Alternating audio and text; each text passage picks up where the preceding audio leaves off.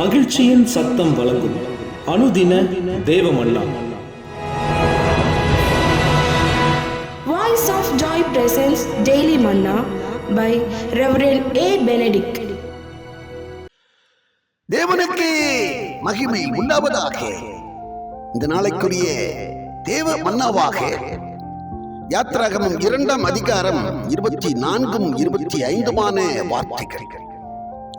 தேவன் அவர்கள் பெருமூச்சை கேட்டு தாம் ஆபிரகாமோடும் ஈசாக்கோடும் யாக்கோபோடும் செய்த உடன்படிக்கையை நினைவு கூர்ந்தார். தேவன் இஸ்ரவேல் புத்திரரை கண்ணோக்கினார். தேவன் அவர்களை நினைந்தருளினார். அவனை கேட்கிற அன்பான தேவ ஜனமே, இஸ்ரவேல் புத்திரர் அங்கே எகிப்து தேசத்திலே நெருக்கப்பட்டார்கள், ஒடுக்கப்பட்டார்கள்.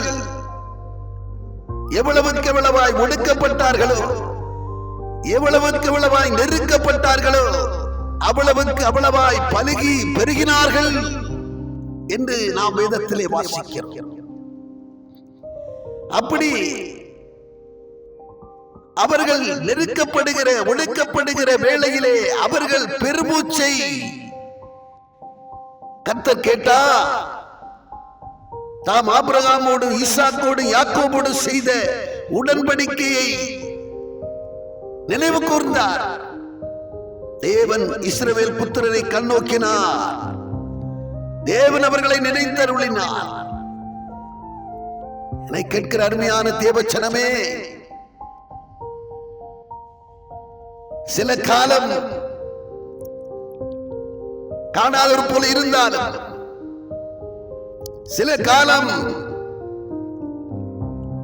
அறியாதவர் போல இருந்தாலும், ஏற்ற காலத்திலே தம்முடைய ஜனத்திற்கு நியாயம் செய்கிறதிலே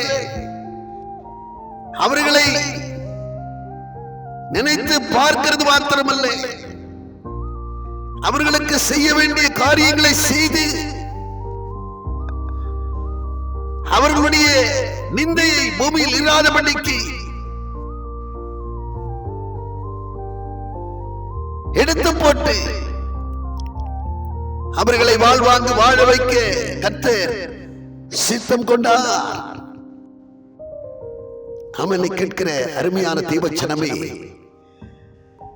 எகிப்திலிருந்து தன்னுடைய ஜனங்களை தம்மால் தெரிந்து கொள்ளப்பட்ட தம்முடைய ஜனங்களுக்கு நன்மை செய்யும்படியாகவே இந்த மோசேயை கர்த்தர் ஏற்படுத்தினார்.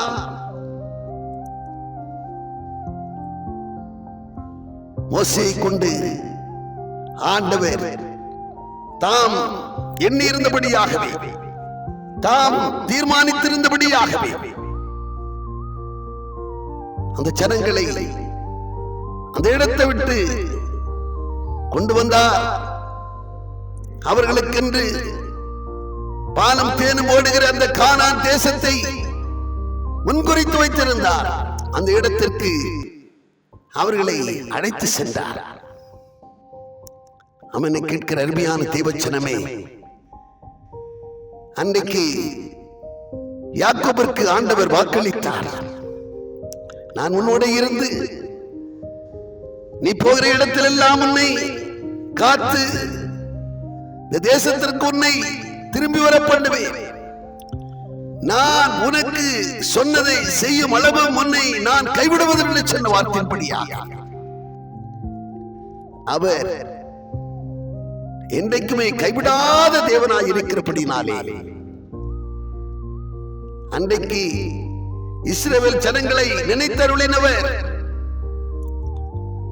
நோக்கி பார்த்தவர் நம்மேலும் அக்கறை உள்ளவராய் இருக்கிறார்.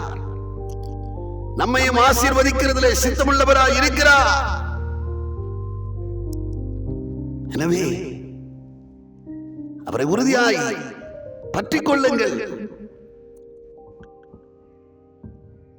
நிச்சயம் அவர் உங்களை கைவிடவே மாட்டார். ஆமென்.